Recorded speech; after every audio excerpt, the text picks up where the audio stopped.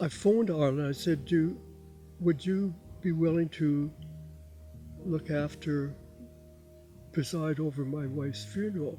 And I gave her name. He said, oh, I remember you, but we'd better meet.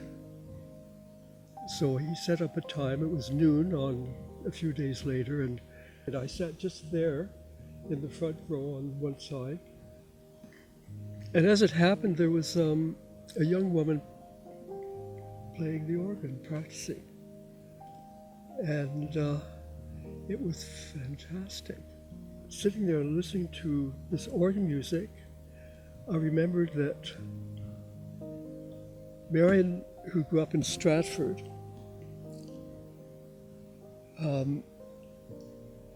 used to help her father, who was an engineer, tune the organ of Erskine United Church in Stratford because her grandfather was the organist and choir master there. And all this was going through my mind, and I burst into tears. I thought, it's got to happen here. I'm not certain whether Marion would have approved. I think she would have. I think she would have been stunned by the events that happened here and the people that came. The whole left-wing gang from the film board was here, for heaven's sake. And I was impressed with the way he conducted the service and everything about the atmosphere in this building.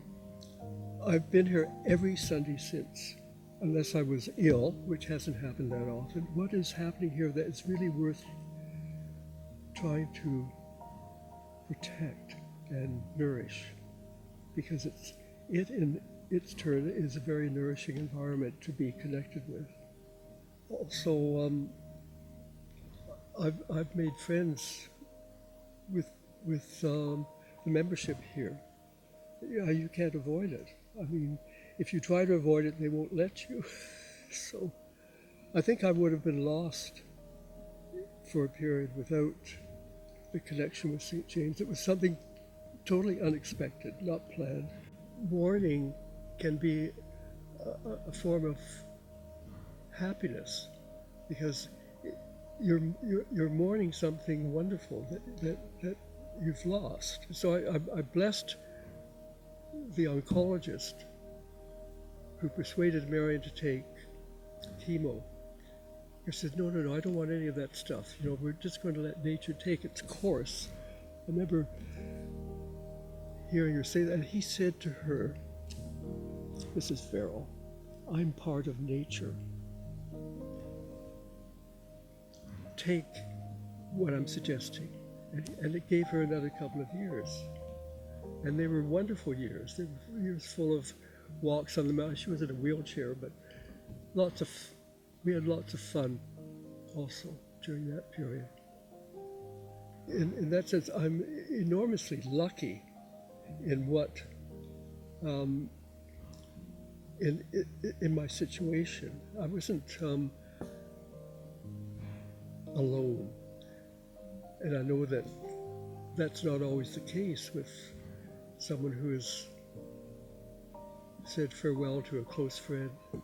I have a friend and neighbor across the street who lost her mother last spring in a car accident.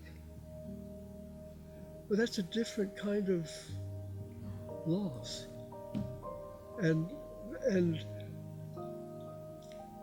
I know that she's deeply mourning about this. I mean, there were things that she had planned to talk to her mother about, and that's not ever going to happen. In my case, it was gentle and not unexpected.